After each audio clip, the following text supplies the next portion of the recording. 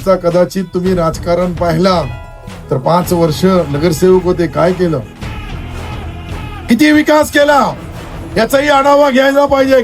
पहिल्या वेळेस 4 आले होते, दुसऱ्या वेळेस 2 आले. मी आता त्या ठिकाणी जाऊन आलो, त्या गल्लीत गेलो, फक्त 4-4 फुटाचे 3-3 फुटाचे गड्डे आहेत त्याच्या गल्लीमध्ये. जो आपल्या गल्लीमध्ये एक उरुमाचा टोपला टाकू शकत नाही तो शहराचा विकास करू शकतो का?